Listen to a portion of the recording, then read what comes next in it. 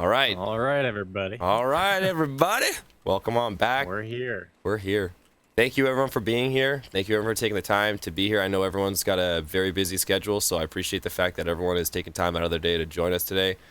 We got some special people in the room today that will be joining us. We can talk shit about Moreland because he won't be able to hear any of it until the video's out, so that's good. That's good. And so this week's topic is going to be a lot more PvP focused. It's going to be a lot more large-scale Node War Siege specific. I'm not sure, Choice, if you want to go ahead and give us the topics in the topic room, but I'm going to let you go ahead and take away the intros from here. All right, so I just posted in the topic room here. So we basically broke down the structure of this podcast here into two sections. We're going to start with talking about Node Wars, and then kind of later in the podcast talk about Siege.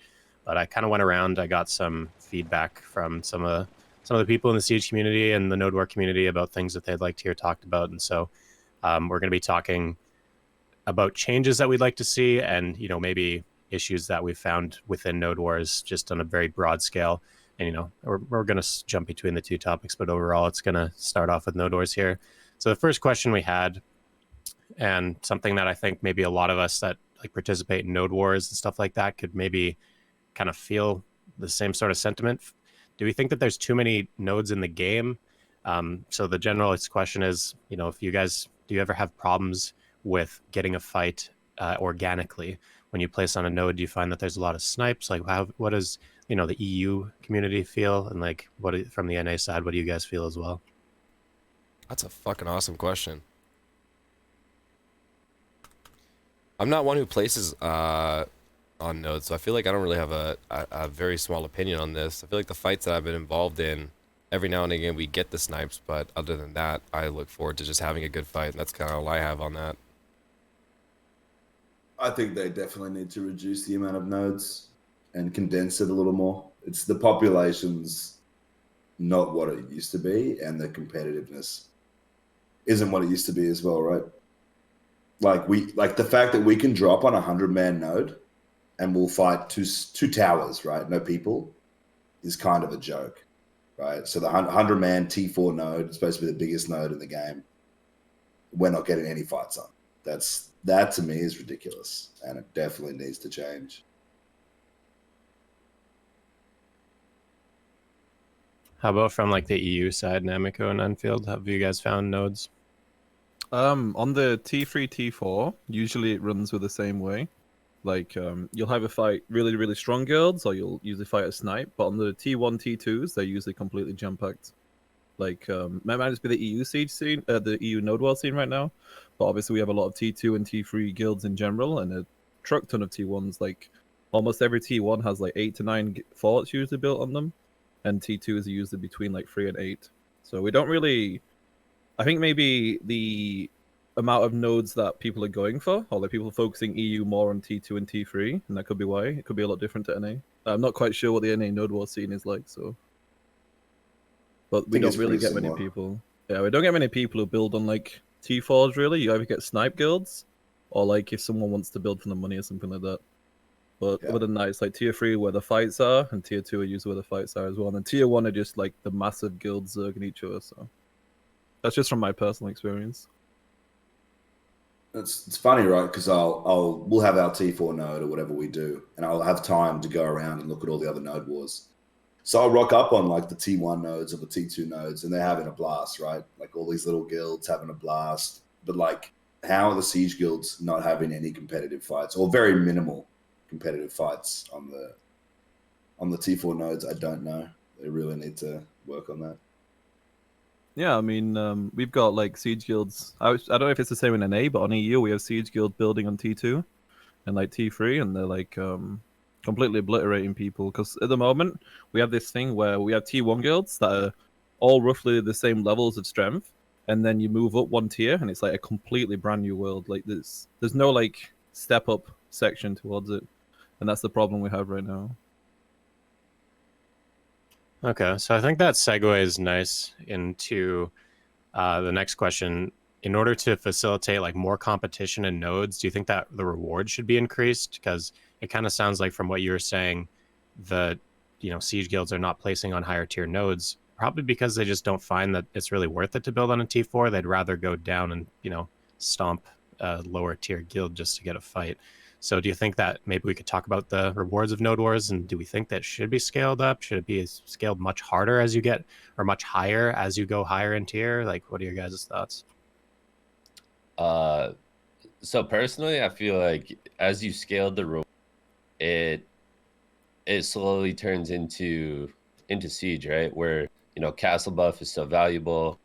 Then you have like these alliances and circle jerks, and I feel like that will just become the same thing in these tier 4 nodes, where people set up, okay, you go there, I'll go here, type of thing, right? Because with the amount of nodes currently, I don't think anyone would have to fight each other. They could just take their own. But if they did like one T3 a night or one T4 a night, and force these big guilds, to fight over that prize, rather than jack each other off, I think that would be a great change. No, I kind of agree with you on that. And I think that kind of goes back to what Sasha said too, is that we just have so many nodes right now. And you really you can basically guarantee yourself a spot in Siege. There's really no competition over nodes. And it would be a lot nicer, I think, if node wars actually had some kind of value to them. Like, not necessarily a monetary value, but some type of value, like in entry into Siege. Like, you need this node. It's not something that's easy to get. Because in the past, if I remember node wars, it was tough. Like, if you wanted to bring somebody else with you to Siege, you would have to help them get a node because of how competitive it was. And so I think that reducing the nodes would definitely make that a lot more competitive. Or, maybe just have a few number of tier 4s, and maybe you need a tier 4 to get into Siege and not just a tier 3. Yeah. Even working up through like the build of tiers of node wars throughout the week to even get into it. I don't know if this sounds crazy, but like, I know that tier 1, since they're gear capped, like, what would your thoughts be if like tier 2 and tier 3 were gear capped but on a higher scale, and then tier 4 nodes would be just like the open, your full gear score? Or does that sound like a crazy idea? No, I don't personally like that myself. Like, tier 1 is like, it's good that it's gear capped. Like, there's 3 different sections of gear like capped. Like, you've got the easy, medium, and hard. I can't remember its exact terminology they use, but that I think that alone is good for T1. But I think if you start expanding that out more and more, I think it'll be a negative, like, overall. I think, how would you feel regarding something like let's say if you took a tier 4 in Valencia, then you got like a buff that was available for the Siege for that weekend, or something like that, to incentivize guilds that are going to Siege to go for those, like, not necessarily money value like buffs, but instead something that would benefit you in the Siege for that weekend. Yeah, it'd be huge, dude. I know it's come up before quite a few times, where capping a node and getting like plus 20 AP to your guild for the weekend or something like that would be huge. And of course, it would make it much more competitive. They could do stuff like that. What was the I think Choice would step in here in terms of life skills, for example? Yeah, right. I was talking to Sasha yesterday about, having some sort of benefit to nodes as well. And I was thinking, Siege, there's a lot of life skillers that participate in Siege, right? Like, life skilling is a really good form of money making, and it's pretty legitimate compared to just grinding. Right. And so what if a particular node, if you take, for example, a node in Balanus, you get an extra log or 2 every time you're cutting a tree, or you get a higher rate on hards and sharp if you're gathering in that node area, or if you have workers on that node, you get increased output from that node for your guild. Like, something like that to sort of give it like a region buff, like Calpheon or like Medea, whatever, but on a sort of much on a smaller scale. Yeah. And it will make certain nodes much more valuable because, everybody's going to want to cap a fur timber node because your workers are going to get more fur timber, or they're going to cap a node where you gather logs because there's a ton of trees there. So it kind of like feeds in the same way as a castle, because realistically, like, castles sort of didn't have much of a benefit until they added the 50% drop rate bonus to PvE. And I think that the same can kind of be said about nodes. Is like, the money's not much of a factor. It's really about that buff. And so if we have nodes the same thing, I think it'll just make it way better. Yeah. It's, at the moment, there's there's kind of no point to drop on a node besides stomping people, right? Like that's it. There's no other reason to. You get like a tiny amount of money, and I think the buff you talked about, Nam, would be really good. It almost Like makes being too able much to- sense. Like it sounds like it should be a thing based on like Should be a thing. yeah, it just makes sense because by the sounds of it, it sounds like the compensation for being involved is very little other than trying to get placements Terrible. or stomping, as you mentioned. But the fact I mean, that one of the- Terrible, dude. but Go just on, sorry. just the fact of being able to get that buff would make even I'm sure like very small guilds more ambitious to also place on forts and even potentially fight it out too, because there's more reason to be involved and stay there. And who knows, you could have better fights being put up because the fights now matter so much more with the compensation involved. I mean, one of the big problems is that the money doesn't really scale. Like in general, right now, across the entire game, people are earning more silver than previously. But so the amount of money that you get for winning nodes is becoming less and less of an incentive for people to place on those nodes. And people are looking more for the PvP. Because, like, for example, in EU right now, obviously the world PvP or the open world PvP isn't as high as it used to be, for example. So people are trying to push for nodes more, and the only fights where they can get consistent fights with lots of guilds, whether it's manchas or really strong guilds or the lower tiers. There's no reason for them to build on the higher tiers. So if there was some sort of like buff or some sort of extra incentive outside of just pure guild silver that was available for people at the T3, T4, and it scaled upwards, and it was like, you could even say percentage based, so then it scales throughout the next like expansions or future content releases. Because that's the problem. You don't want to have like a set number. You want something that scales. To obviously always be an incentive for people. Mhm. But yeah, You're right. It's the incentive, dude. There's no incentive to do it. Like we got 3 bill of a back tax T4 yesterday, and to say we had 70 something people, if they're all earning close to 100 mil an hour normally, and the fight went for an hour, they could just be out grinding, right? Like there's no real incentive besides the fight, and the fight is the biggest thing I love. But there's got to be more. So adding buffs to like capping nodes would be amazing. Some monetary value would be awesome as well. And I really liked back in the day when you had to cap 2 nodes of a certain tier. I think increasing or adding that back in and making it like either T3 or T4 whilst reducing the nodes, something like that would make it so much more competitive, because everyone right now can cap a node for free basically, and you already what's it called?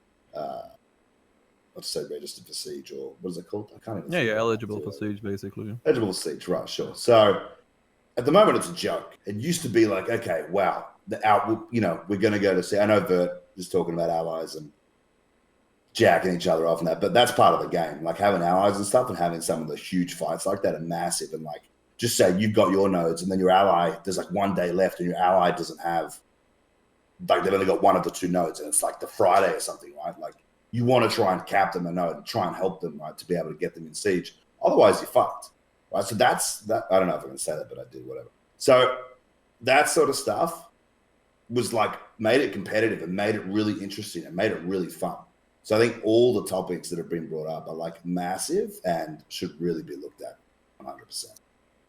Yeah, I mean, like, I want to see these big fights again. Like, I love watching. Like, I'm not part of a huge Siege guild myself right now, but previously when we had these big, like, massive fights amongst each other and stuff like that, like, I miss seeing those on Node Wars.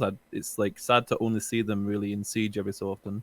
And I think that a lot of people miss, like, live-scale PvP, and they want that live-scale PvP. It's just, obviously, there's the current state of the players and the current state of the mindset in BDO is that people need incentives to try and do something. Like before, people would open world PvP, people would PvP just for the sake of PvPing. But nowadays, people are like, why would I PvP when I can grind and earn a shit ton of silver and push my gear a lot more and get these Caphras and stuff like this? And I think that's one of the problems just in general in BDO is that now it's incentive based. So if that's the case, we need to they need to work around that. And I always liked the way that the incentives worked where, the incentive for owning something isn't just a flat silver amount like we've been talking about. And that's particularly why I like the Arsha channel too. So talking about open world PvP, it's great that if you hold down a spot, that doesn't mean anything unless you're actually grinding in that spot. It's not like you just, kill somebody in Histria and then all of a sudden you don't get the spot. You have to be putting in time and effort to utilize what is rightfully yours after that point. And that's the same thing with like sieges. I like the idea that, you cap Calpheon, now you get a big buff in Star's End and you have that throughout the week.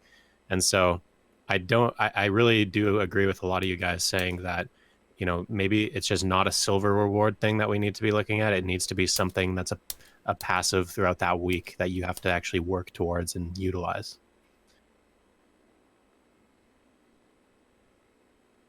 I kind of just got here, but I heard the last bit of what you guys said. Do you think it would be interesting if they kind of associated all the grind spots in the game with like a certain node? Like maybe there was a Fogan node or a Naga node, and then the higher tier ones you could have like an Akma node or a Histria node, and then one different guild a week could cap that and get a bonus, sort of like how the castle bonus affects the entire region. Maybe they could distribute it so that nodes just fight over like one particular grind spot.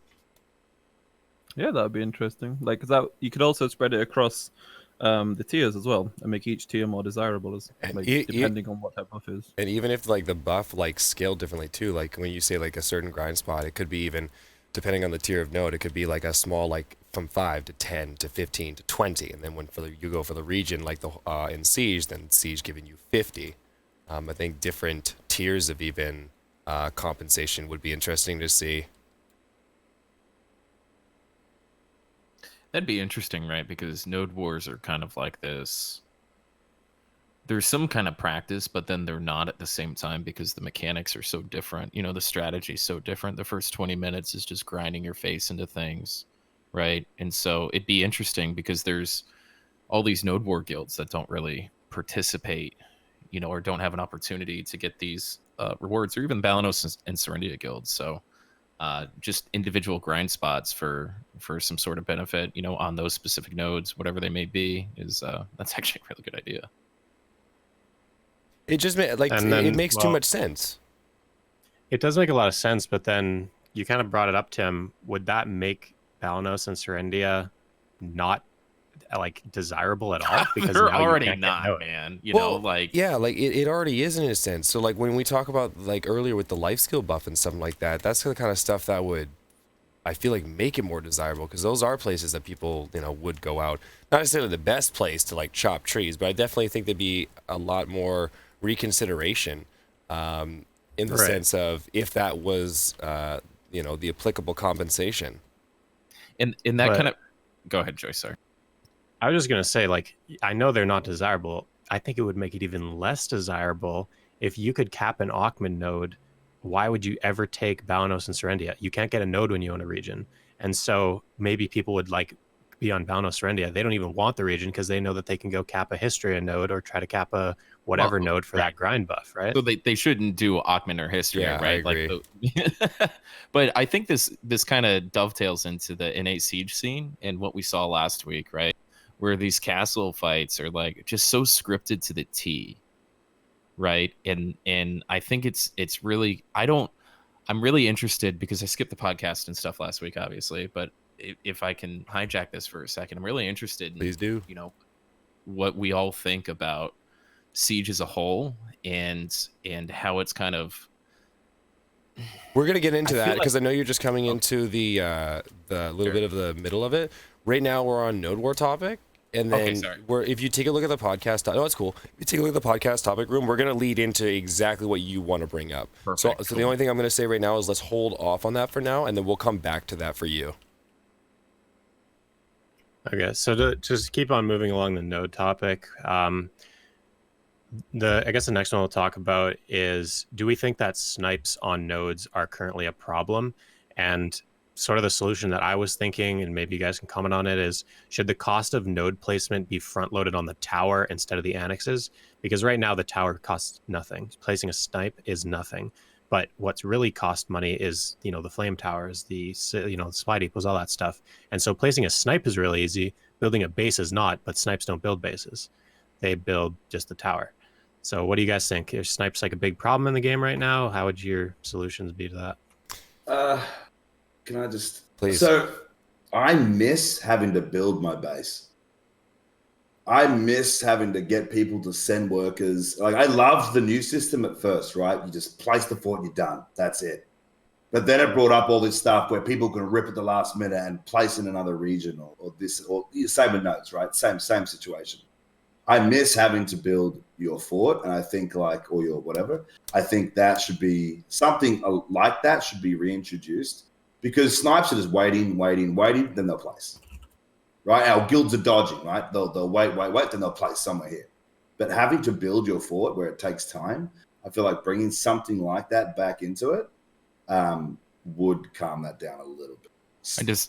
I disagree. We had the same problem where people would just place a node and not send workers and then rip it up and place somewhere else at the last second. What the changes they made to make it so we didn't have to send stuff to a node really just affected those 1 to 5 people, that were sending those materials to a node.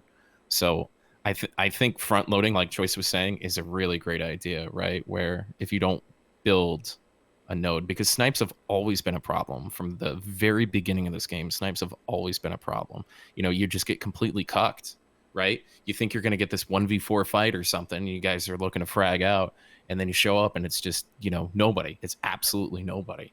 And so the materials thing, I understand what you're saying, whereas it was a little harder to swap at the last second, stuff like that. But ultimately it was just like saving a couple of people's materials in your guild. I think maybe mine relates more so towards Siege then, is what I would think. Sure. I think what they could do is, one, up until that hour before, just have, like, when you hover over the node, just don't have the number built, right? Just have X until the hour before when no one else can build. That way, you're placing somewhere, and what you get is what you get. You're going in, you're either fighting, maybe you do get lucky. And then I think the fort, whether it's Sasha's idea of going back and, making it more annoying and more difficult to build, or making it more expensive with a better, reward for the node itself. So that way, people are spending more guild funds to drop the fort with a potential bigger payout. But, if they don't end up sniping the node, then, they just wasted like 5 bill guild funds or just something ridiculous. But obviously the reward would have to be better for that. And the node payouts have never been enough. Like in the past year and a half or something, like we've been crying at the top of our lungs to give us more money on nodes so we can incentivize our people to come out to these fucking nodes, right? And so it's practice, sure, but it's not good enough practice. It's formations and stuff, but the mechanics are so different that if there's just money attached to it, right? Especially with sea monster hunting being such a fringe thing, if I can say that might be a debatable thing, but like just put some fucking money attached to daily PvP. I don't think that's a tough thing to do. I don't know. I don't know how NA have it, but I don't know if EU really have a huge problem with snipes. I think there's multiple ways to address it. Like, for example, what Vert said, like essentially hide how many nodes are placed on a node. Because then obviously, I would even say hide it until the node war starts. I agree. Because or get rid of that information completely. Because essentially that information is not really used in a positive manner in regards to people use it as a way of like dodging fights or dodging large fights. Usually, if you know that a lot of people are going to place on one node, you would usually get intel from different guilds. They would say, I'm placing on this node, this other guild placing on this node, we're all going to have a fight on this node. It's usually prearranged before like you even see it on the map. So I think maybe getting rid of even the amount of nodes placed, which would give that like element of surprise. Yeah, exactly. I like that. And the other thing is what Choice said regarding making the other, like the flame towers, the barricades, cost like a fraction of the price they are now, but the actual main structure like 10 times or 100 times the amount. So it's a lot. So essentially all the money that you spend on a node is actually placed in the main structure, and the rest of it is the low cost. It would then discourage people to actually place, because they would only have a chance. They wouldn't know who's on that node, so they don't know if they actually have an enemy or not, if it's a snipe. They would also then have to spend more money to actually build the main fort, and it would also discourage people just to actually spend that much silver and that much time to not potentially get anything. Okay, so I think that's pretty much all the node topics that I had prepared. So is there anything in Node Wars that you guys wanted to address further than that, or should we move on to Siege?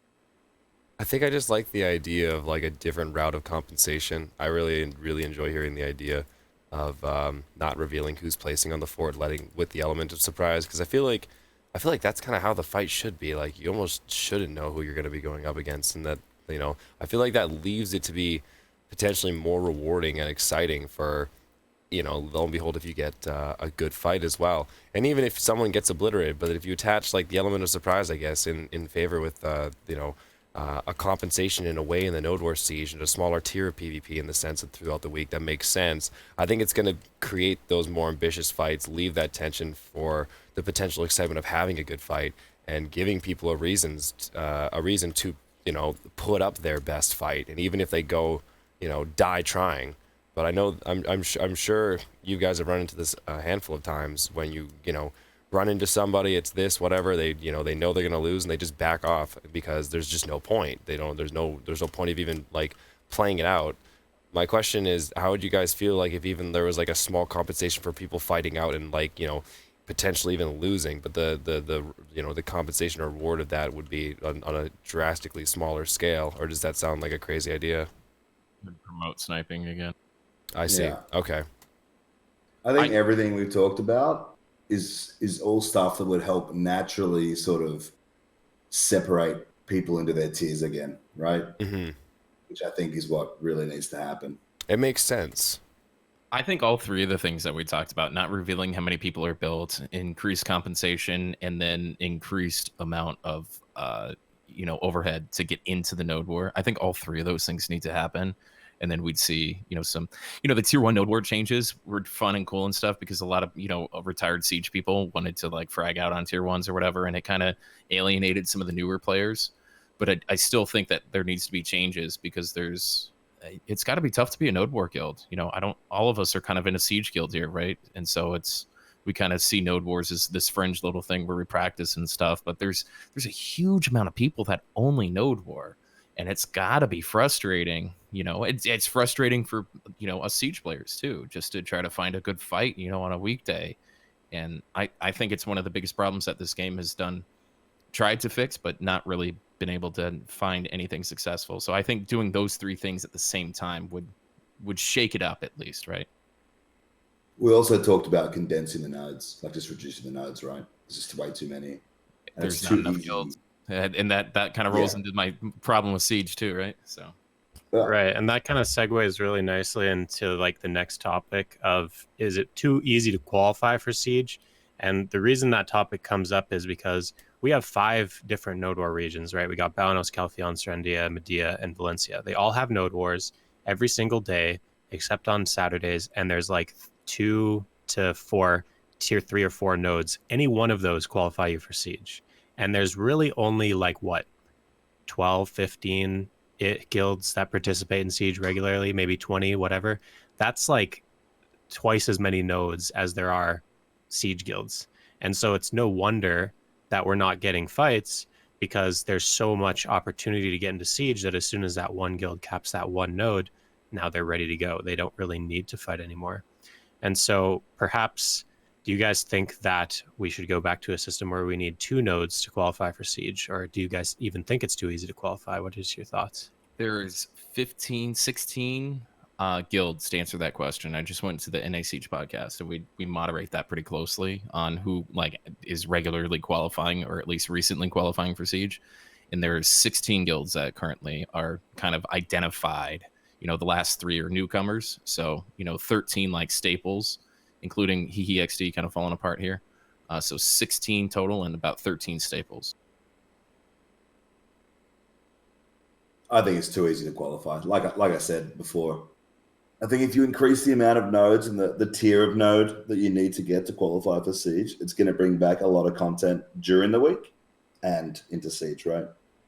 Yeah, it might be a little bit more work, and that's why I also think they'd have to maybe address, I might be early here, but address the merc system in a way as well, right? Because that sort of takes away from Siege guilds and stuff now. Like, I'm just going to go chill with my mates in this node war guild, and then I'll merc for whatever Siege guild I want on the weekend. But that's, I don't want to overstep that. Yeah, I think. I mean, you're not wrong. Higher requirement is a better idea. Like It before, takes- you needed 2, right? Like 2 T3s, whatever it was before, to actually even qualify for it. So you had to make sure you were active on at least 2 Node War days. Now you can take like 1 on Sunday, Monday, and be just chill for the rest of the week. Yeah.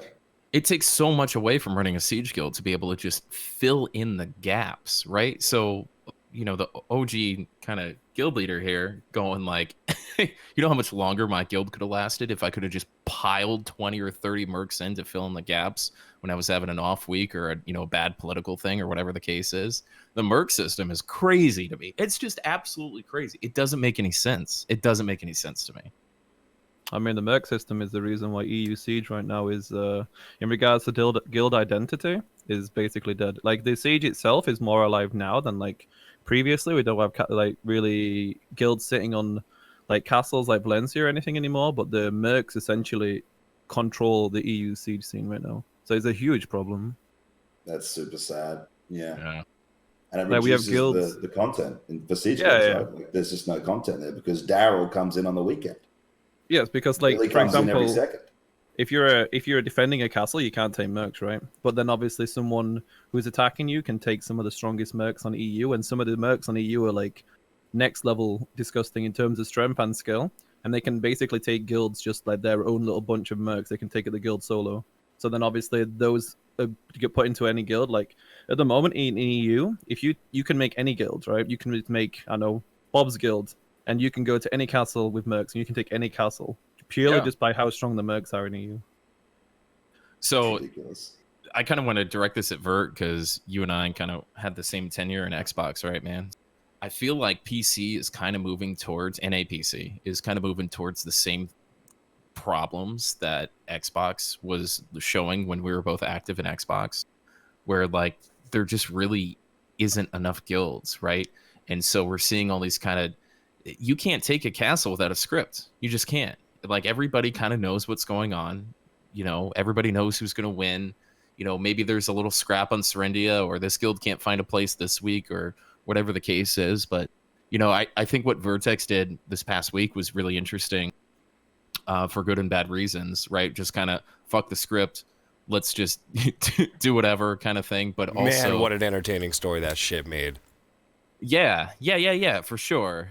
Whether you like it or don't like it, it was, it shook it up, which, you can respect in its own right. But I kind of feel like we're heading down towards that same Xbox thing where it's like the gap between going to Balanus and Serendia, where you can just be a guild of 50 to 80 strong people, fill in some mercs, hash it out, have a good time. Who the hell is Challenger? I have no idea, right? Like, that's kind of a sign. And it's not a bad sign, but I don't know if it's a good sign.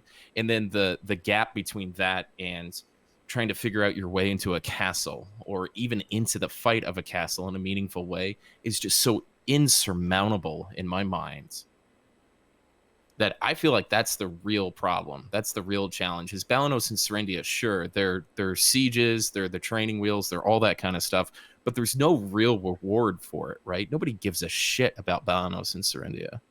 And then the gap to get even involved into Calpheon, Medaya, Valencia is not only kind of a boys' club, but it's riddled with politics and things that average members probably aren't even going to, really respect or understand or want to be a party to. Yeah, I mean, politics are always like, it's a part of the game. Like Sasha was saying earlier, there's people like winners, for example, who specifically play MMO, just like that's what they live for, is the politics. And so that'll always be an issue. And like I don't know a fix to that or how to get around that, but Just ban firing, dude, and everything will be fine. Is there a reason? Like we don't have like these. You class them as like scripted fights. We don't really have these in like EU necessarily. So Bullshit. I'm pretty Come unaware on. of it.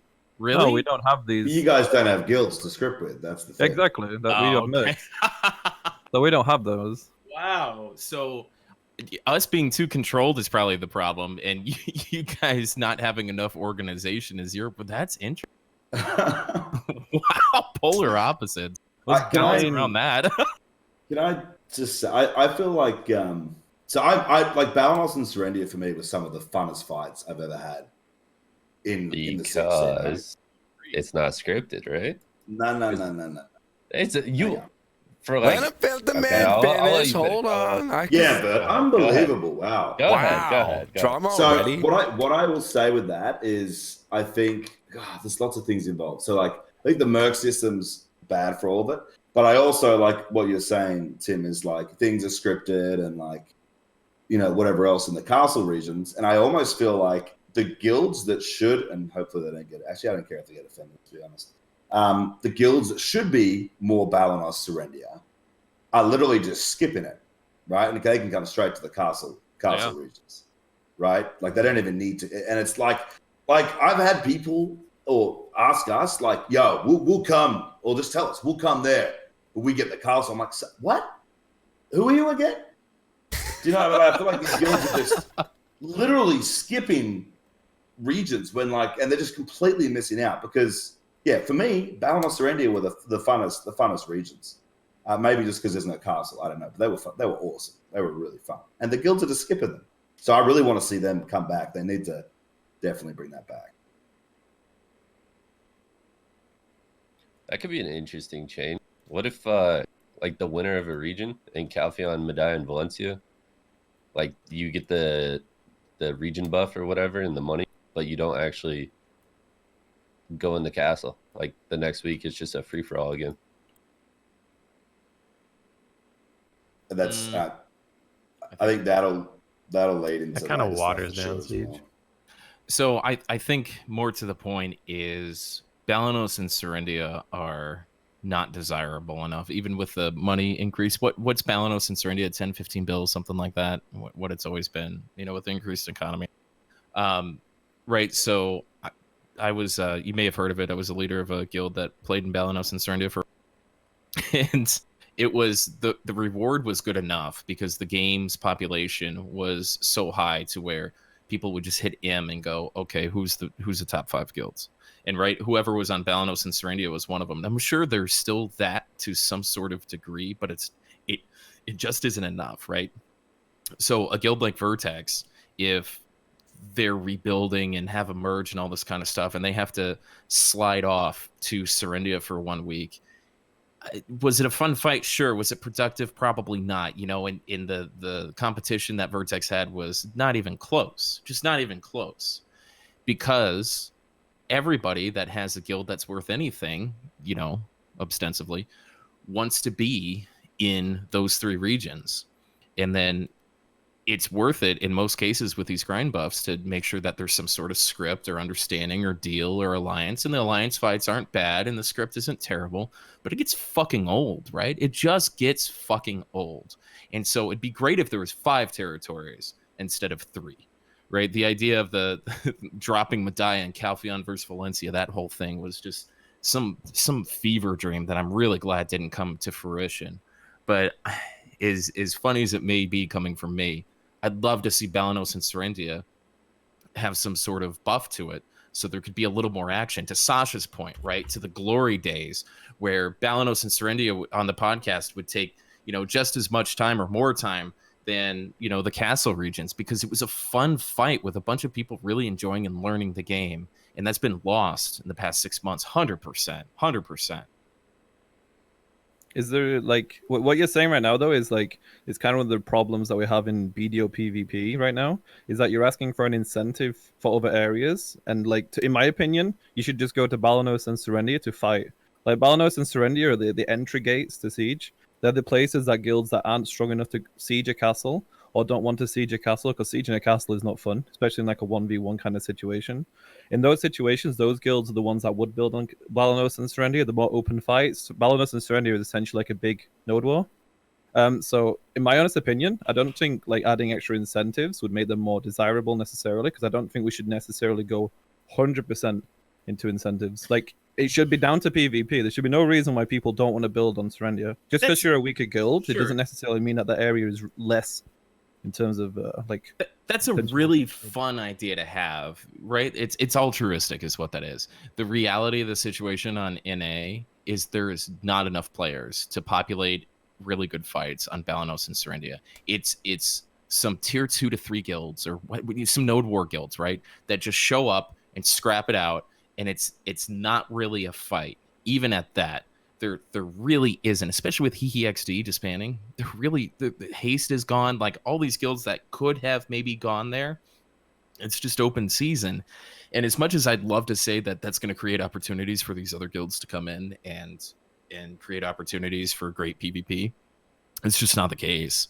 It's made it harder for guilds that should be there or maybe be relegated to there to accept being there, because it's such a vast wasteland, and that there needs to be something to allow a successful Siege guild in one way or another, that longevity or something, to go to Balanus and Serendia and go, at least we get this, because it's not PvP. And I understand what you're saying, right? It should be kind of community driven, and maybe there is something about that could be done. Kyokai's done that in the past. And maybe we can all band together and do something, but it's kind of a systemic problem that's just growing, quite frankly, where the castles are getting more scripted and Balanus and Serendia are getting less interesting and less of a fight. So are you saying that if you don't build on a castle, that you're essentially a node war guild? 100%. I could restart Aftershock and own Balanus in a week or two, easy. Art did it in what, 3? I think this all stems to node wars, right? Like these guilds with their mercs, like these guys are having fun 5 days a week on these lower tier nodes, fragging out, right? Why would they want to go to Balanus or Surrender, right? Like you just said, it's like 5 days a week already having fun. Why would they waste their Saturday on Balanus or Serendia? Yep. I mean, I'm quite surprised, because we even have fights on Balanus and Serendia, and we have less Siege guilds than you guys have. Balanus and Surrender are some of the better fights in the game in terms of open field fighting. It's a glorified big tier node war, which is why it's kind of surprising to me that NA doesn't seem to have guilds that want to do that. I think ultimately the only downside to placing on Balanus Surrender, if you are a guild that is not strong enough to go to a castle, is that if you do win the territory, you're locked in the territory. If you win it, you can't go node war, which is the most ridiculous system they've ever added. So to me, they need to remove that as well. And if they remove that for the castle regions as well, they could do like hot drop tier 4s, where once a week, one tier 4 will be particular, I don't know, like a hot drop zone, where if you place there, you get a higher yield of money or something. I don't know how you guys feel, but I like that idea that you're saying. Well, so Anfield, the reason that's there, right, is because of the old Snake Vision Man Up alliances. That's why those things were implemented, is those were such dominant forces that they had to break up. When you owned a territory, there's no way you could still keep go. There had to be some sort of penalty, and the penalty was dropping guilds, right? So they found a way around it and all that kind of stuff. So it's archaic and it needs to be updated, but that's kind of the reason, is it was just locked down. You're saying the NA server was exclusively responsible? No. I know you guys. No, I know you guys had enemy, right? And they were dominant and all that kind of stuff. But I'm saying that those are the reasons, right? Is there had to be some sort of negative, and dropping guild was the only thing they could think of.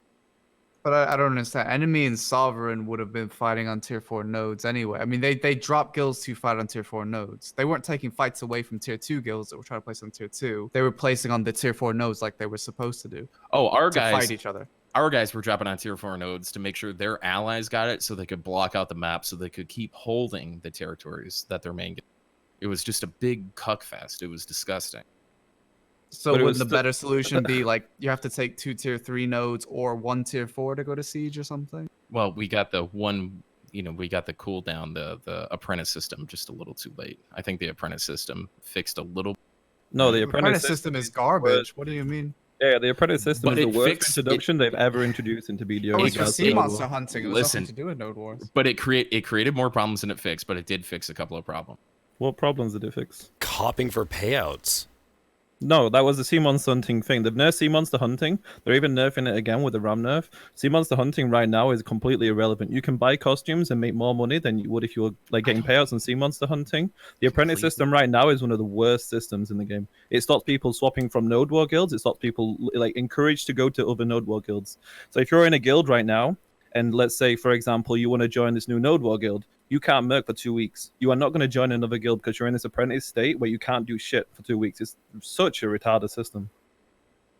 Weren't you just saying that mercs were a problem? And yes, but merc system right now, even in node wars, you can't do anything for 2 weeks.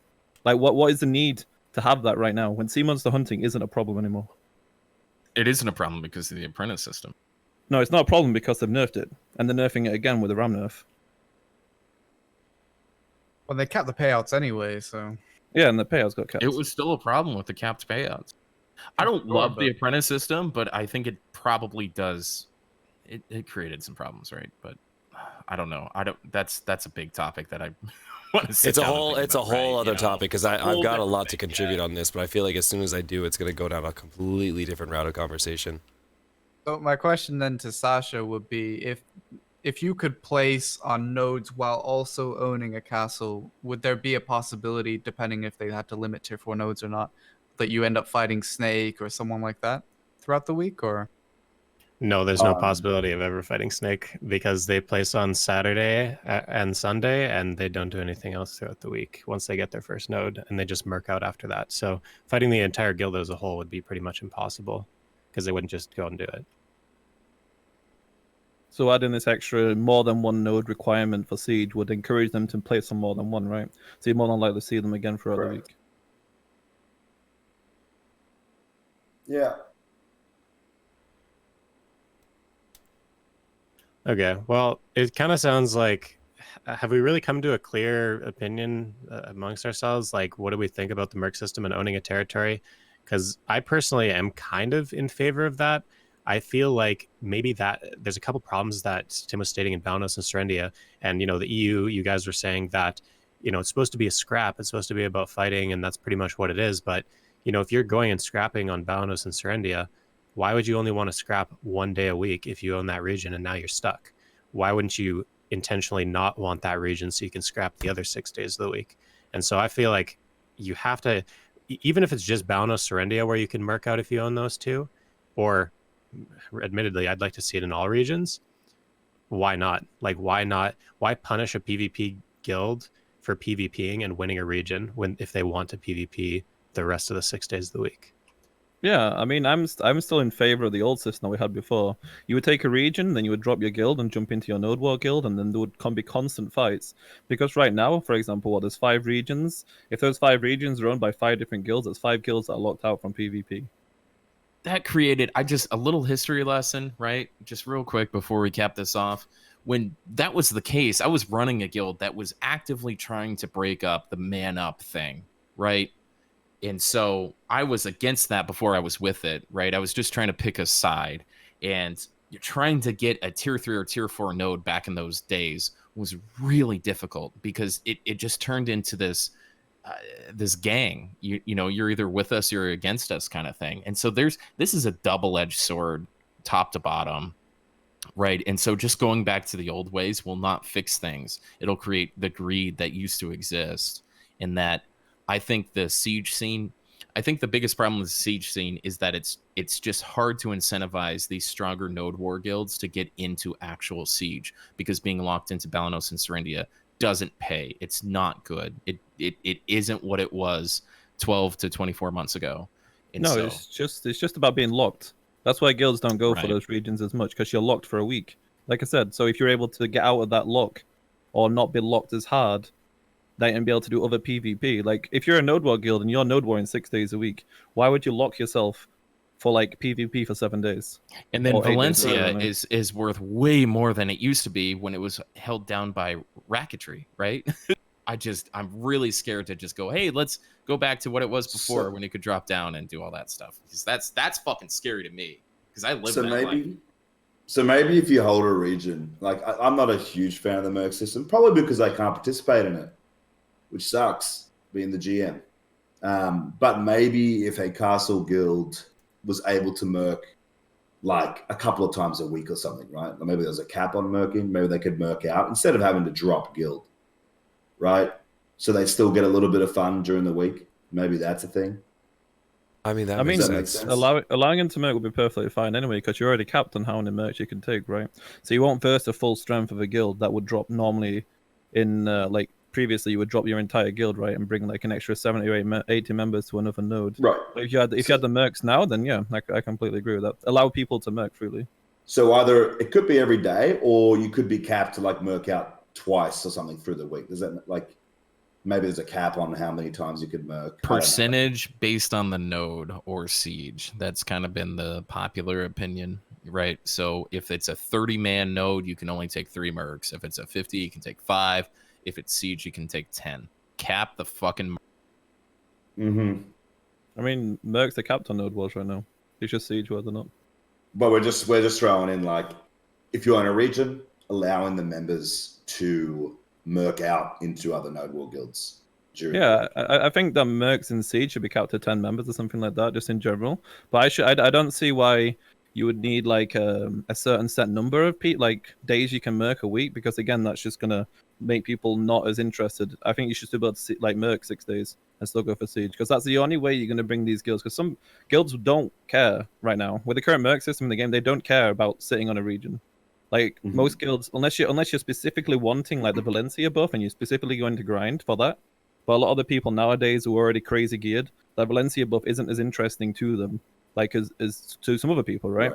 So obviously they're not as interested in that. They're interested more in the 6 days a week they get to just kill people and farm and, you know, take screenshots of their amazing node war KD. So that would still be available if they were able to merc every day, and they would still be incentivized to go to siege on Saturday. I also think it might bring more content if you do allow someone that owns a region to have their members to merc out during the week, right? Because not everyone can be like Snake, where the guys are just happy to sit there week after week, right? Like if we have a castle, it's like 2 weeks in or something, and the guys are like losing their minds. Like, I'm not kidding. Like, I'm like, oh my God, my guild's going to implode. We got to bounce. Like, it's like they want to get out. They want to do other stuff. Yeah. 100%. So I think adding that possibility of merking throughout the week, if you do own the region, is going to bring greed. And I think that brings content.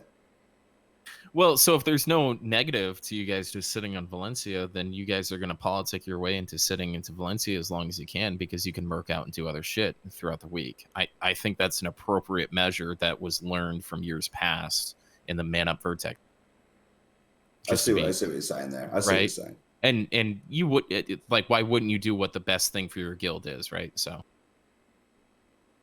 yeah, but it's kind of hard to politic your way into owning a castle forever, because usually in politics you're trading it back and forth, aren't you? No, it's not. No, it's not. We've seen, dude. That was this game for the first 2 years, brother. I think, but the game now is a lot different than it used to be. Different. Like, for example, EU is a lot different. We could bring it back if you really wanted to, you know. I don't think we could bring it back, because think of old man up in Valencia. You have a gate that's literally impenetrable. And, you know, 270 AP back then, just farming people in a choke forever. People couldn't kill man up. People can take Black Rose out of a castle. People can take Snake out of a castle with 2 guilds. It doesn't take an entire 14 people. No. I don't know. I don't know about that. I disagree with that a lot. I don't think people literally play 17 guilds to take man up out of a castle. You think you need 17 people to take Snake out of their castle? You need 2 guilds. Right, but there's not as many guilds as there used to be. The amount of people it would take to get you out of a Valencian castle would take a lot of fucking politics. It would be as big of a deal to take Black Rose with any sort of politics, an idea to sit in Valencia Castle, as it would to take Man Up back in the day. Fight the machine. And go ahead, Vert. Nope, that's all I had. Keep going. What'd you say? Fight the machine. The new machine. Right, so I don't think it would be exactly the same, because there's so many less guilds, right? And there's so much less incentive and all that kind of stuff. And the like I talked about before, the bridge between the balanus and Serenity guilds, like, we don't even know who the fuck these guys are most of the time, is huge. And so I think it would be harder to find the amount of guilds it would be to take you guys out if you're incentivized to stay in there, and you all could work out and still get your PvP. So I think it's a good thing for you to go after 2 weeks. My guild's going to fucking implode. We need to get out of here and go do something else. Go fuck up somebody else's shit. I think that's great. I think that's Black Rose at the core too, right? I'm a fan of Black Rose. I always have been, because you guys don't stay someplace too often. You just move out and fuck things up. But if you were there and getting paid to be there, then what's the incentive? Here's the thing, Tim. Okay, I gotta respond to this. Please, Tim, you're trying to say that it would be a difficult situation if Black Rose decided we want to sit in Valencia, and now we can merc out. So, like, why would we ever leave? All it takes is Cho and Barcode shaking hands and fucking our shit up on Saturday. That's it. Done. We're out of the castle. You're telling me that it takes 2 guilds to shake hands and all of a sudden we're out? How do you politic around that when Black Rose has nothing to offer if we want that castle forever? Like, you have no bargaining chip for those other guilds to not attack you when they want that castle. Didn't you just say you talking about merking out though, right? So couldn't you just merc for those guilds to get them nodes? Nodes are garbage. Like 3 or 4 nobody wants the garbage. They want the grind buff. Nobody cares about the silver. Choice, 3 or 4 people isn't much. I respect where you're coming, but again, live that life. I know how low some of these guilds' prices are, and if it really came down to, so we're in like deep into some hypothetical shit, right? I think This the way is where it this is, conversation should be going. Please go on. Right. So I think the way it is great, because if it changes, right, and you guys can sit on Valencia, it is literally Sasha's responsibility to do what is absolutely best for his guild. It's every guild master's responsibility to do what's best for their guild, which would be to sit on Valencia, create the politics to allow that to happen and still provide PvP. If that is allowed within the game, he's going to 100% do that, or he's a bad GM. Oh! Haven't you seen his stream title? Number 1 GMNA, okay? I think Right. Yeah, and he goes, my guild gets fucking frisky after 2 weeks and they want to go fuck some shit up. That's a phenomenal thing to have in the stale ass politicking backroom deal in a siege scene that we have. I think one thing to consider, like, I don't think you can necessarily compare like what BR would do to what Man Up did, because it was a different game back then. Like different condition, different gear like scores. 50 people in Man Up could like 1v3, right? And it's not like that at all anymore. BR is not gonna completely. like 1vx. We'd Like, see gear- some the gear iteration of super- it though. The castle defense in No, But no, it- no, it's you like know what I that mean? It before- scares me. Before with the nodes, right? Like when people are making less money, like that money kind of looks appealing, and so yeah, people would come, help Man Up, and we give them some nodes. It'd be all fine and dandy, but no, I just don't think guilds are gonna do that for the reward that you get nowadays compared to, like Choice was saying, the Valencia grind buff, which just godlike compared to any amount of node money you could get. Yeah, exactly. I feel like, completely. Tim, you're looking at Snake sitting on Medea for 6 weeks and confusing it with they are able to hold that. Nobody wants it. If anybody wanted to go push them out right now, they could do it with 2 guilds That's or a 3 completely, guilds if they're that's a weaker guilds, completely right? different conversation, and not necessarily. That conversation's been happening. I can't leak Diplo and stuff, but that conversation's been happening for a while. It always happens. How can we take Snake out? How many guilds will it take? Which ones are right? All that kind of stuff. That conversation happens almost fucking weekly, and it's still difficult to get enough people to take them out. And ostensibly, right, it's because maybe not enough people hate Snake or whatever, or maybe the territory isn't worth enough or whatever the case is. But I'm saying that it's not going to look exactly the way it is. But if a territory if a guild that's holding a territory is able to merc out and still get their PvP and not get antsy, that's a bad thing. I think you're very you're very in this like old mindset. Like there's no guild right now that could stand against multiple guilds. Like the current gear score, like across the board of people, the gap between some of the most geared people that used to be like, for example, like in the top siege guilds, and now some of the like node war people or the coming into siege people, the gap is so like small now compared to what it used to be that there's guilds that could crush. No matter how strong your guild is, there will be guilds that will push you out of your castle straight away. Like previously, you were insanely strong. Like if you had like your early tats and stuff like that, and your early accessories, you were so godly, like above someone else in terms of gear that you could literally jump into like 6 people and insta kill all 6 of You're them. oversimplifying the fact of coordination, though, 100%. And experience and coordination is almost as important as gear. And right, so you can have these 1vx fuckboys that go in and can still do what they're out there to do, right? You can still have those Sork boys just cleaning it up and all that kind of stuff, and making the ball fight a little easier. But the strategy, the experience, the how solidified a guild is and comfortable in all these different siege placements in politics and all this stuff is huge. And so maybe the gear difference isn't big between a Balanus Serenity guild and a Castle guild, but the politics, experience, strategy, shot calling, all that stuff, the longevity of a guild is enormous. It's enormous. That is what makes But the any difference. guild that takes members that are strong could push like BR or Snake out of the castle. Like you've got members of BR here admitting that they would lose the castle if people push them, because it's super hard to defend a castle in the current state of the game. It's not like it was 2 years ago or a year You ago. could defend a castle easier before because all those guilds would hit each other, and now they can't. So if you take 2 strong guilds, put them against the castle guild will not hold. But before, waves of manchas that were hitting each other had to push in certain waves, try to coordinate desperately, but then would be hitting each other as well as the enemy. The argument's specious because you guys are trying to make this argument where a defending castle guild, yes, can't take mercs, but you're assuming that they can't take any sort of politics, and there's plenty of politics for defending a castle. Plenty. Well, they can have friends that be like, "Yo, can you help us out? We think we might get a fight," but they can't incentivize those people with a monetary There's reward. plenty of thirsty enough guilds that just want to not be on Balanus and Serendia to be orbiters around these castle guilds to hopefully one day maybe we can possibly get a fucking handout when they're tired of this old slut called Valencia, so maybe we can get a dry hand job. That is how it fucking works. Ask Bear from Haste.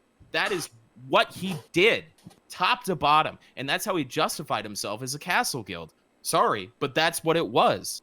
Those guilds that are willing to do that, if a real alliance of 2 strong guilds wanted to take BR out, they would one push all 3 of those shit guilds that want to just do that, and then now it's a 2v1. Like, I do not see realistically, there's no actual way I can see realistically a castle guild having enough chips in their pocket to hand out to as many guilds as you think that they can hand out these chips to stay in Valencia for weeks on end without giving anything else in return other than just, hey, now you're part of the BR alliance or whatever. You know, it's like you're underplaying that 100%, man. That I'm gonna fight you on this because doing what BR doesn't want you to do is bad long term for your guild if you're trying to get into Castle Siege. Is it? Are you that vindictive, Sasha?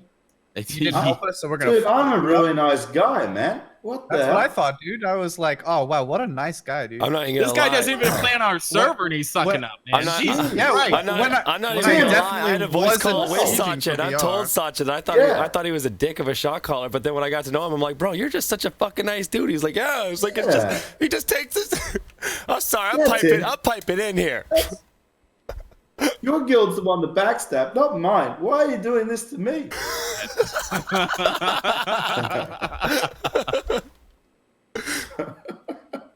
It's all fair statements, though, and that stuff that happens behind the scenes, right? It's, you know, you're a big, powerful guild, and you can throw your weight around, and that's okay. That's part of it. But it is part of the game, and that's why I bring up these points.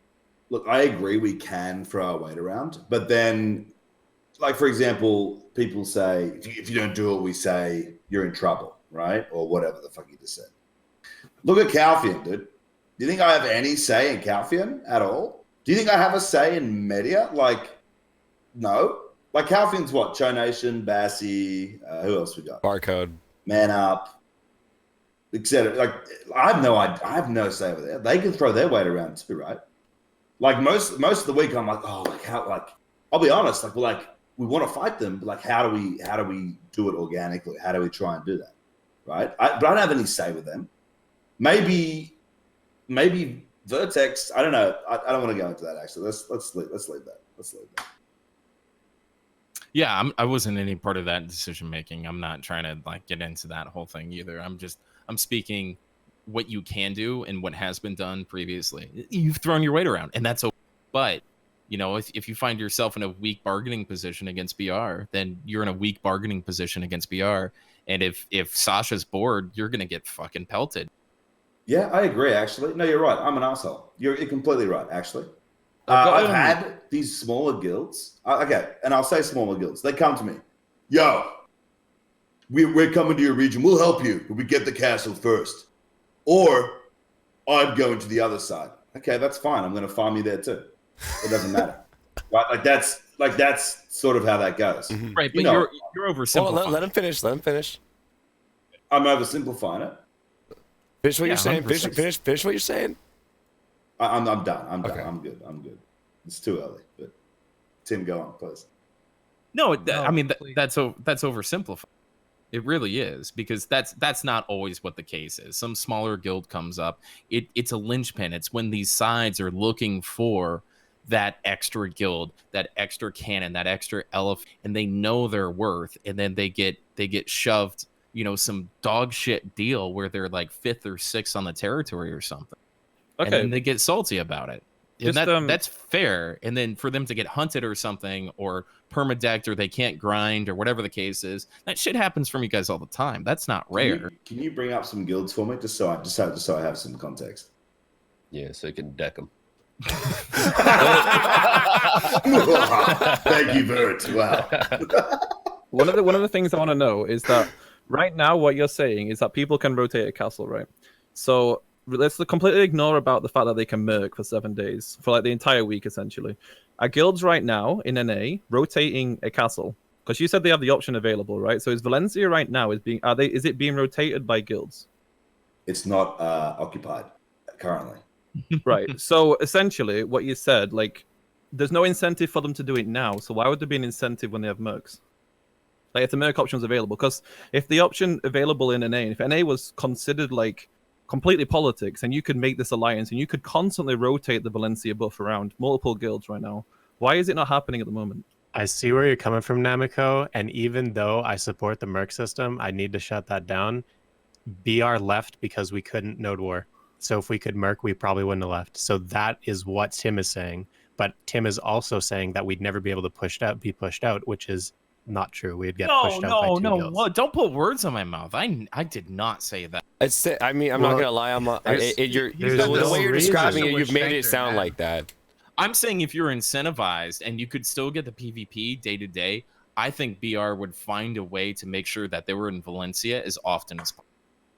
Why is that such a bad thing? Big siege guild wins Valencia Castle, doesn't want to leave because they earned it and they can fight throughout the week. Why is that such a terrible thing? Because it's boring. Well, your scripted fights aren't any better, so like what's the difference? Really? Except in this case that like BR might actually get a fight because guilds might actually want to go after them. Okay, maybe we should talk about something a little bit less controversial to finish off our last 3 topics here. Yeah, let's move on. I mean, we just got deep into some hypotheticals, right? Like, No. I lived some weird shit from before, and I don't want to see that come back. That's the only thing I'm saying. I'm not gonna that's lie. My only point. I'm not gonna lie. This is the exact conversation that I hoped to have. So no, this is great. But yeah, I would agree. I think we're at a point now on this particular topic that I think we are doing a little bit of a circle. So I think it'd be fair to, I mean, so long as if there's anyone else who wants to contribute anything, maybe they haven't had a chance, feel free to take your time now. If not, Choice, I'll let you carry on. Just real quick. Yeah. A little bit of a circle, but Tim, I just need some guilds for context. Just real quick. For context, what? What just do you want DM. You context? said we were hunting guilds or something that didn't agree. Just a quick little one, too. Oh yeah, you want to bring up your history? Yeah, no, just bring up the guilds that I hunted. Just real quick, just a little one, too. No. Then why would you say that? All right, moving on, guys. All Moving right. on. Okay. Very, very light topic compared to the I'm last not one. leaking Diplo. That's why. Okay, Words chat. let's move on. Are Let's there, move on. We are recording. Are there too many safe zones in Balanos?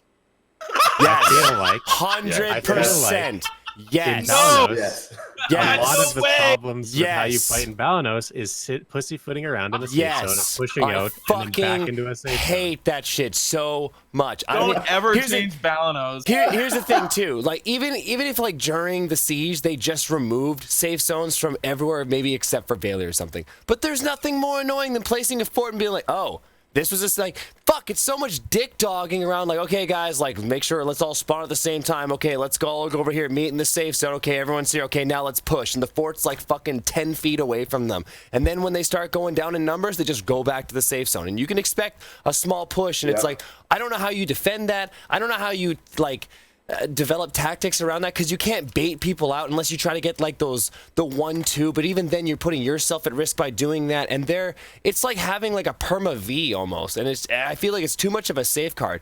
And even if then there should be like some sort of, and if you keep the safe zones, there's got to be some sort of distance limit or something. But I think the easier way to contain that is just simply remove the safe zone and let Valia be the town in the territory just for that. That's my opinion. I'm done. There was a case when I think it was Cho. Was it Cho that actually built half in a safe zone, half out? Was it Cho or Barcode? It was one of them. That's a thing. Their base, their fort was literally like half of it was a safe zone. So the enemy guild. Barcode. It was Barcode. The enemy guild like took down the fences in the safe zone or something, and stood in the safe zone, damaging their base, or like some weird, like that's situation in the safe zones.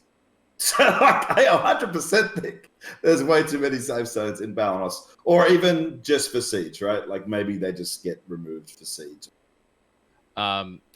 So as somebody who is keenly aware of the safe zones in Balanus, I think they're just fine, and you should message somebody who knows what they're doing in Balanus if you want to play. That is some fucking sneaky shit to hang on to, though, man. Like you're laughing because you know it's fucked up. No, speculate it, dude. We'll contact Adam from Hikamori. It's fine.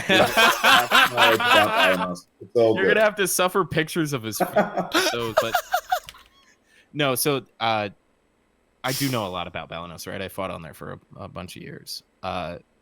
And I will agree with you, right, is that when you go to Serendia, right, which is kind of Balanus's redheaded stepsister, you get a better fight. And that's why we've seen in the recent, I'd say past year or so, the better fights have been on Serendia, the brawls and stuff, even though we've got kind of the east of Heidel areas that are in the mountains and past that archway towards Heidel Pass are ostensibly desirable, even though you get kind of the town spawn thing. But it's meant to be a fight. What the fuck are these safe zones as checkpoints to the fort?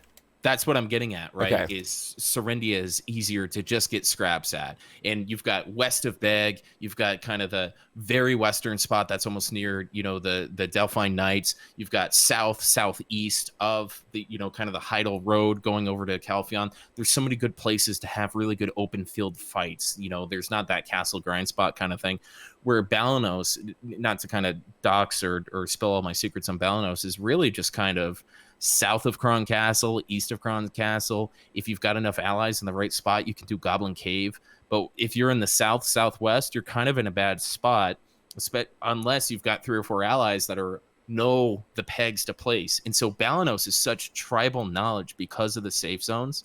And then it's not that the safe zones make it difficult to fight. It's that you need to have the knowledge on how to fight with that amount of safe zones, which is weird. It's like no other territory, right? So territories are different from Balanos and Serendia are different from Calphion, Medaya, Valencia, and then all 5 of those are different from Node Wars. So you got Balanos is different than Serendia. So Balanos is its own little thing, right? And it's just too much tribal knowledge. And so I completely, fully agree that there is way too many safe zones in that territory to make it a fun fight when there is more than 4 to 6 guilds placed there, because you can fit 12. You can probably only find 9 or 10 spots, but you can fit 12 on Balanos. And if you get more than 6 or 8, it's a weird fight. And then you have to teach your guys how to fight, to and from safe zones and pulling out early and all this kind of weird tactics that it just really isn't repeatable in any other territory, any other node war, and this is just me, else. man. But like that, and I mean this with all due respect, but you are a small percent of players who are gonna know that. There's gonna be a higher percent of players who are looking to be led and have to, deal with this in its own way. So I don't know. Again, right, Fake. You pick up a guild. You start a guild right today, and you just go, I want to be a Balanos guild, and you place Goblin Cave or something. You're trying to figure out how to fight the guy that's at Heidel Pass or whatever the case is. Mm-hmm. And you just get safe zone fucked because they've been there for 5 or 6 weeks and they have some sort of idea.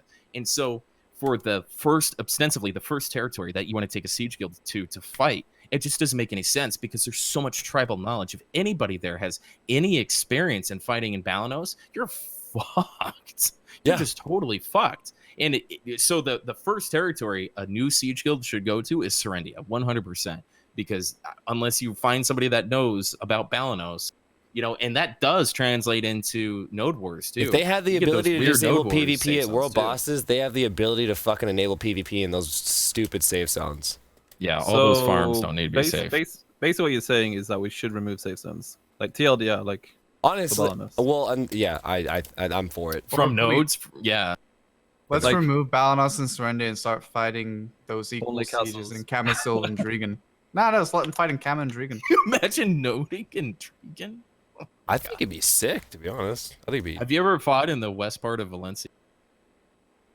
yes, like the Cappadocia? like crescents area and like fucking hills where people No, put their no, forts on like top of hills. Yeah, like Cappadocia and Yeah. the northeast, like the Valencia part 1. Okay, yeah. Yeah, it's bad. That's Well, I think what they should. triggered Sorry to interrupt you. What I think they should do with Balnos is just make Valley the only safe zone. Simple as that. 100%. Always think our camp as well. And that's it. 100%. Right, next. Yeah, let's move on. Okay, so the last few questions we have here, pretty much, one of them is generalized, one of them focuses more on actual castles themselves in Siege. So the generalized question is, do we think that the timers are too long for Siege deaths right now?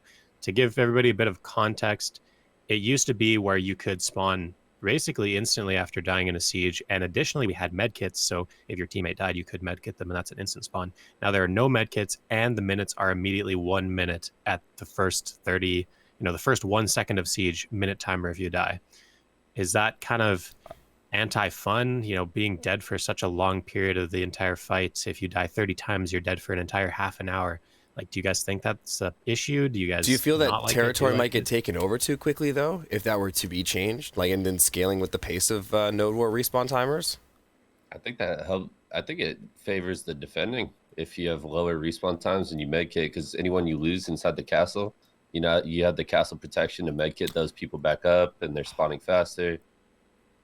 Personally, I'm all for going back to the old siege, like no castle spawns, medkits, and smaller timers that get increased with the amount of deaths. You're for medkits coming back? Are you serious? Yeah, I love that, dude. I think it added a lot of strategy. Yeah, medkits were a strategy themselves. Like if you had like a flank group They that were could too attack good. constantly, they were just really good. It allowed you to They constantly were keep stuff a going. personal flag, full res. Medkits created so much pressure it almost completely ruined the idea of siege altogether. But medkits don't like nullified medkits. 100% meta. Like 100% meta now. People jump in, 100% a pack of people. You could medkit those up. It would nullify these people 100%ing over and over and over and over. It would kill bombers. Well, not kill them necessarily, but reduce the amount of impact that they have, because they have a huge impact. You have a Zerker, you have a Tamer jump into a group of people, you can kill like 10 people instantly.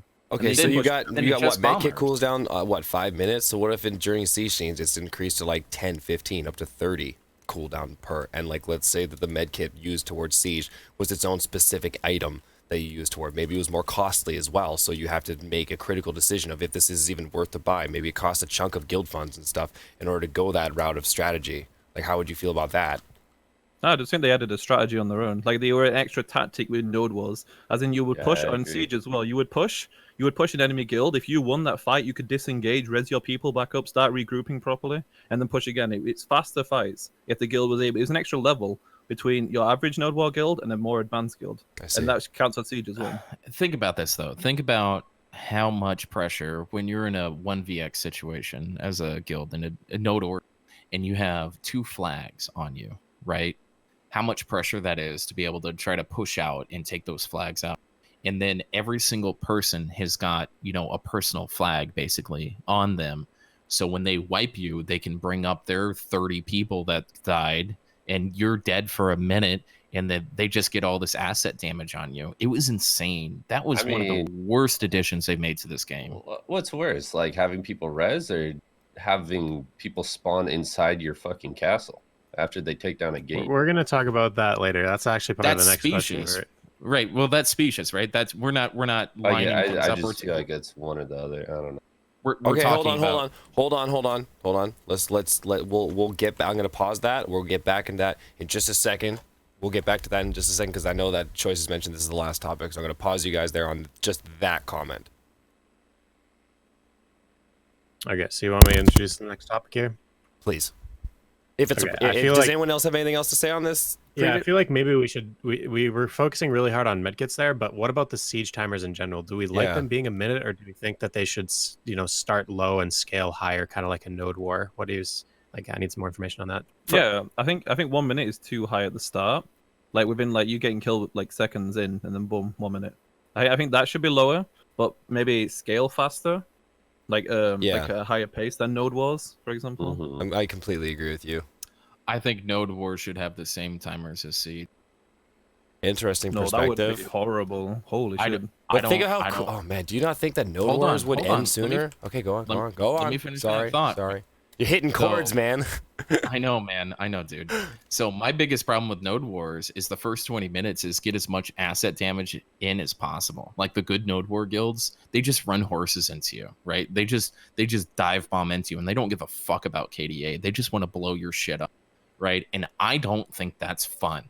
I think the strategy and the risk of and reward of your team is out for a minute, create strategy. You have to be careful, especially in the beginning. You can't just new man up, start on the side of a base and have no repercussions for that, right? There's no repercussions for being just insanely aggressive in Node Wars. It's almost not even close to practice, and I've said this entire podcast. That's my biggest gripe with Node Wars is there's no repercussion in the first 20 minutes of just grind your face into their flame tower.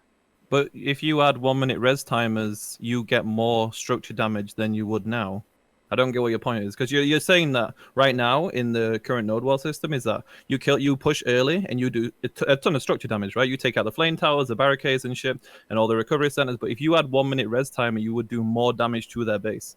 No, you would do less. You would be careful. What? You would siege. You wouldn't. You do way more. You would go wipe in, their entire wipe base. them, It's a and then double-edged wipe their whole sword. base in a minute. It's a double-edged sword, right? If you were over aggressive and you got penalized for it, then right. So if you attacked a guild, they wiped you.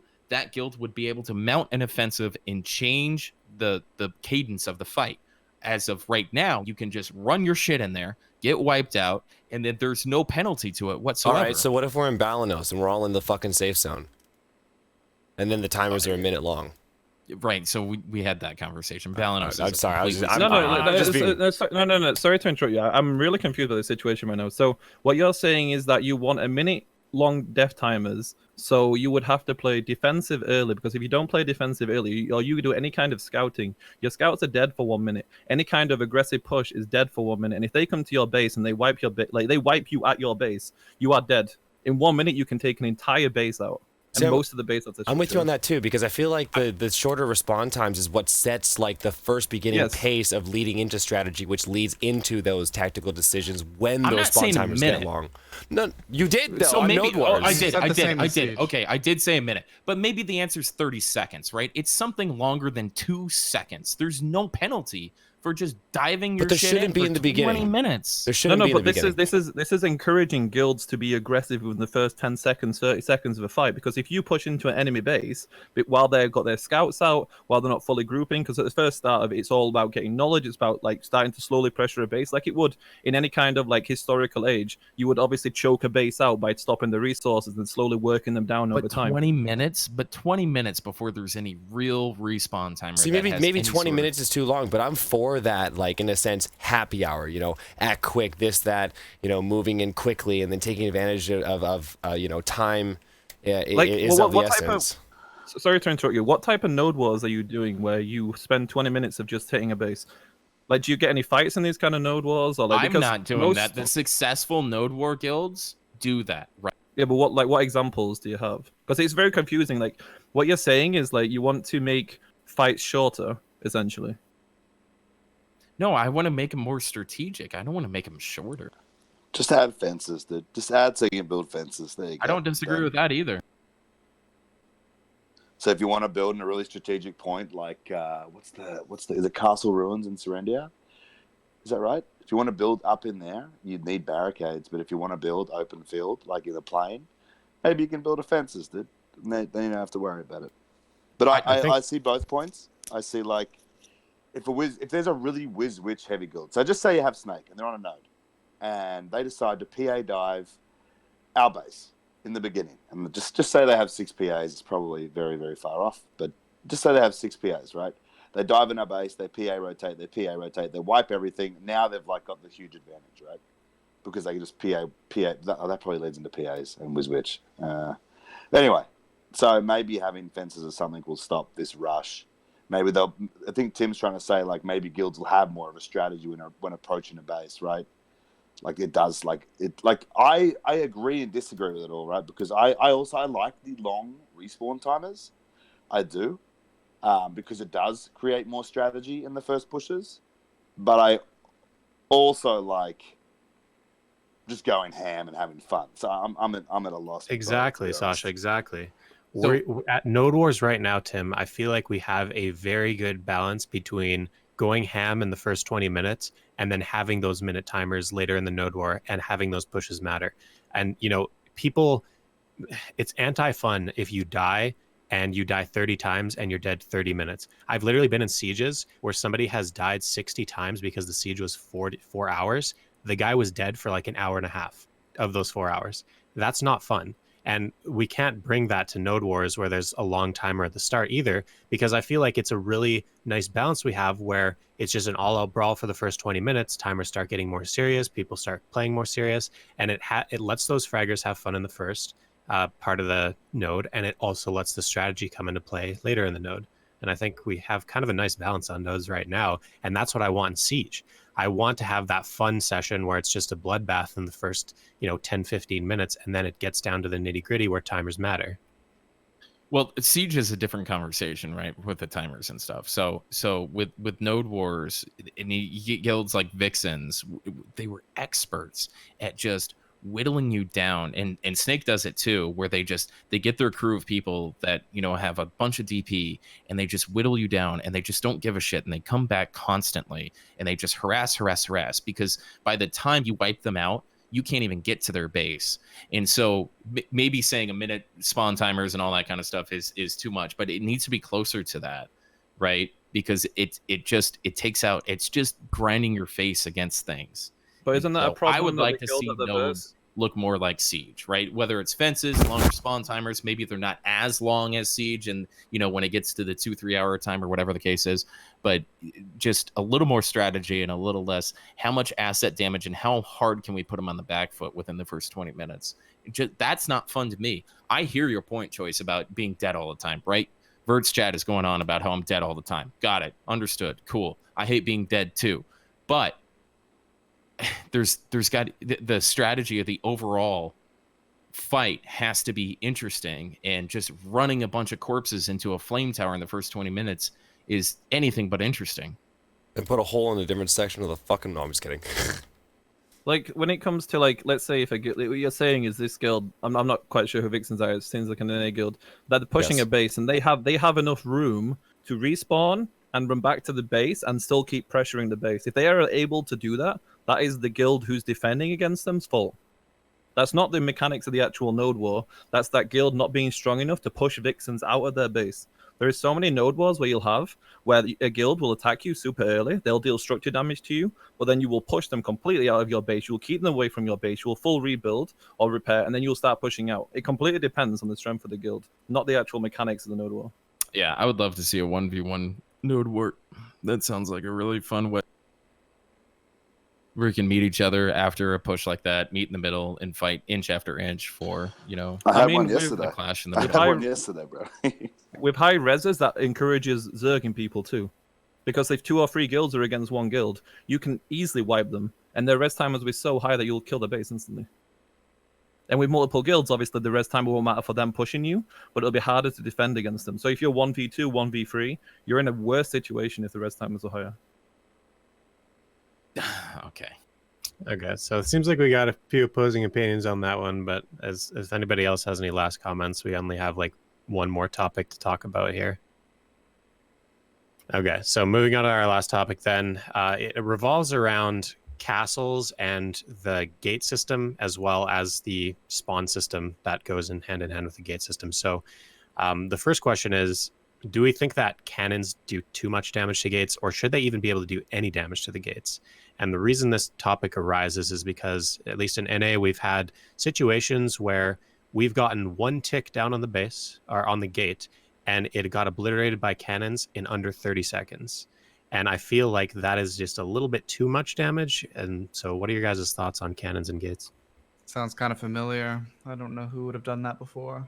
Certainly Yeah. wouldn't have had anything to do with that before in the past. But yeah, the cannons ones are an interesting one because there's a lot of interesting strategy that can go into cannons. Whether they should do that much damage to gates is kind of debatable because on one hand you think like if someone can sneak in and get one tick down, they almost deserve to lose their fucking gate because it's the whole point of holding a first courtyard choke. But I think the weirder point is that, you know, we play a game where you're pushing castles and then the gate is kind of your weak point, right? You know, surely the idea should be that the gate should be down. So I think I'd rather almost, I mean, obviously talk about this, but I'd almost rather talk about the spawns inside the castle and what the gate provides for the reason that you actually have to have the gate down. You know what I mean? Like, it seems weird to me that we have to have the gates up because the gates are a liability. That's weird. It's super weird. Right, it is weird, Sasha, I agree, but at the same time, think about the old days when gates were super strong. Imagine you're attacking a guild and you're literally throwing your body at a gate for a first better part of an hour in a siege and just getting farmed in a choke. That's not really fun for the attacking guild. So I kind of like that the gates need to stay up. It at least allows you a little bit of range of motion. You're trying to push into a area that you need to hold or you need to take over, and it's a lot better than just throwing your head at a gate. I will say, yeah, I agree. Actually, I agree. It has been fun strategizing around keeping the gate up, right? It definitely has. So, I don't know. I'm again, it's situations where I don't know what to do. So, you know, feel free, lads. Yeah, we were kind of talking about, like me and Sasha yesterday, about what if there is some sort of alternative to cannons instead of, you know, cannons being able to damage a gate. They should not be able to damage a gate at all. Like in a my battering opinion. ram. I think, right, like some kind of a thing, a structure that you build That's literally meant for outside that. of the gate. And now you need to protect that structure while it's building. And then if you get wiped, now the Siege Guild actually has a reason to push out of their castle to go and delete this battering ram. And now it actually adds a little bit of strategy. It adds a little bit more objective play. And it's not just get the gate down one tick and all of a sudden, you know, fire 4 cannons at it 2 times and it's dead. Well, I mean, that. Yeah, I agree with that. It makes sense, honestly. Like, you know, having a team We have the setting up. ballista. Just make the ballista make it be the only thing that fucks up gates, Oh right? my god. No, that would be cool. Yeah, I'm just saying, it just definitely does nothing right now, right? Yeah, that's what I I'm remember saying. they It's introduced useless. it, and we were all like, wow, the ballista, and then it didn't do anything. Yeah, And it's right. So gone. if they make that the only thing that can do damage to gates, guilds will bring it out to destroy the gate, and then obviously then the impetus is on the attacking guild to use a flank squad or whatever to try and destroy what should be somewhat of a vulnerable ballista. Now, are we talking about doing damage to the gates when it's up, or doing damage to a gate Like when it's down. When it's Like down. allow Okay. guilds to keep the gate down, because even though if it gets destroyed they can respawn inside the castle, it does mean that they can keep people out, you know, V-pushes and all that Okay. stuff. And then having But that tool then to they have counter the to- gate being down, right. but they have to work for that tool and that play Right, and that so- objective. Yep. So obviously, if the gate was down, as Yeah. it's, you know, theoretically should be in a normal castle fight, Mhm. that didn't include BDO mechanics, then the only impetus for the attacking or so the defending guild to push out would be to destroy that ballista, which is actually a true threat to the gate. Which is right now ballistas do nothing. Mm-hmm. So No, I agree maybe with that that, could too. work. It's also like it's great. It's great fun holding a castle choke, etc. Obviously, right? But it's also really exciting and a bit of a rush, like having to push out to delete things too, right? So it would definitely make the whole situation more fun. What do you think about how, like, right now you can kill the gate and then respawn inside the castle? What do you think about only being allowed to place flags inside the castle instead of actually just getting a pure respawn? You have to, once you get the gate down, you can place a flag, but that can be destroyed by the defending guild. So they have a win condition. That's cool. That idea sort of, Choice and I talked about like having a situation where it's like a capture the point, right? So if the enemy guild, or like maybe you've got to repair repair the gate, Choice, or something like that. So you can maybe recapture points. So if something like a flag system would be cool, or being able to just recapture a point and push an enemy guild back out, right? Right.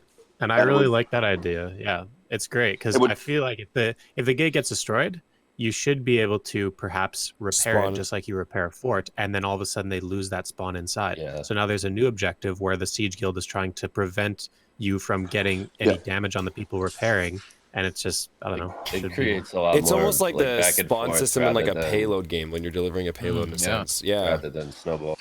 Yeah, that's It's really good. yeah, rather than just getting pushed back and pushed back, it's like Yeah. right now we get to push forward and take our shit back. It like get the objectives in the game for me, obviously like being shot call and all the rest of it. Like I love like that's where I have fun, right? Trying to do things that's different. We're trying to just secure like that's awesome to me. So throwing something in like that would be absolutely fantastic. And then the whole ballista system that you guys were just talking about would also be great for that because that's another back and forth objective. Defenders actually have to come out to destroy that and then go back into their castle, and just all the back and forth and creating objectives is really good for Siege. Would you Yeah. go on? Sorry, Anfield. I was just going to say, when we were in enemy Nemeko, we obviously had situations where the castle's being defended in Valencia, and obviously Sasha will know a lot about this. But once you are being pushed in by a certain number of people, even if you completely control the upper courtyard of the throne room, it doesn't matter because theoretically you should have to push that to win, but you don't because you can respawn inside the castle. All you have to do is keep cannons up and body throw the tent. You cannot repair because they come back way too fast because it's like a 2-minute, I think. Yep. So this idea of being able to push them back so they can't respawn so close to you, I think would really incentivize better strategies and more interesting castle sieges. So it's not just like a body throwing session at the end of the day. Yeah, I think, dude, if we will push back to our fort on the weekend, right? If we could push them back to that second gate, like you just said, right, and then recapture that, and then set up for another push, and then wipe them again, and be able to push to the first Like, gate. what a I rewarding think that feeling would that be for the absolutely defending awesome. team? It'd be fantastic. great. Yeah. Instead of just sitting there like, we're gonna die soon, guys, just do what you And can. repairing the like, gate could be like as close to like their spawn point in a sense. So like the ability or like the task of getting that up wouldn't be easy, thus making it potentially more rewarding for you guys and exciting. That's my only concern about, like, if this, let's say, for example, if you're able to repair your gate, my only concern is that every single spawn is, like, right above the gate. So, obviously, the duration on a repair is quite long, if we're taking it, like, based on, like, repairing a fort, repairing a node. So, I think, personally, I like the idea more of, like, a control point, and then you can, you still have the option to repair the gate, for example, which would then make the attacking teams need to bring more siege weapons to take the gate back down. But I like the idea of more of like a control point that you would take, and then you had the option to then repair because then they would lose access to that spawn kind of thing. Because it'd be really hard to repair if you think of it in terms of like actual siege now. If you're trying to get like a maybe 10, 20, 30-second repair off on a gate while people are running around your castle like everywhere, they'll be able to stop you repair and deny your repair. But if you were able to take a control point and stop them like respawning there, then you could repair. I agree, dude. There's so many things they could do, right? Like Anfield said earlier as well, like just having the ballista and being able to use it. Like, give it a reason, right? Give it a reason to be involved in the game. It's like, or the siege tower, right? We see siege towers every now and then, but siege towers would be awesome. What if you had like something that could shoot off the top of the siege tower as well, right? As you push it in, like they've got these mechanics in there, or these war machines, right? That we can't even use, right? They're sort of like a meme. Right, I remember one of our guys just the other day accidentally clicked the siege tower and just completely disappeared. Like it's boom, gone. They need to give these things.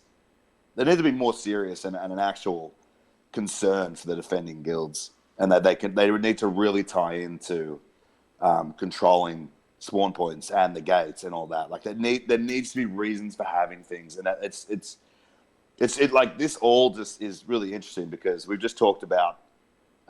Having a reason to do node wars or having a reason to secure a node, right? The necessity to it.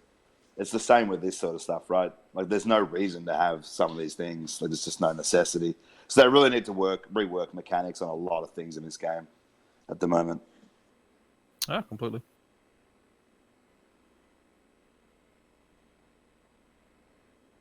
All right, so I guess that was our last topic there, Fake. If you want to wrap things up for us. Yeah, it sounds like this was great. This was I'm not gonna lie, this was a very exciting conversation to be a part of, and I hope that everyone tuning in and eventually checking out the video that's to come after has enjoyed this conversation. Once again, new faces in the room for this week. If you guys want to take the time to follow anyone and everyone here, please do. All links will be included in the description down below. Everyone here is a friend. Please take the time to go give our friends the support. I know you guys will enjoy each and every person here. Also, do know that in some of our Discords, we do have podcast text rooms as well, where you guys can join the community, suggest interesting topics you may want to gather our opinions on. So if you guys want to help contribute into this conversation with the community as part of the community, then please feel free to do so. All the links will be in the description down below. As far as that goes, guys, thank you so much. Thank you so much for being here today. Thank you so much, everyone, for all of your time. I know all of us are very busy people here, so the fact that everyone has managed to make time with all of our different schedules and time zones seriously means a lot. So thank you so much. And until next time, guys, thank you so much for tuning in and listening.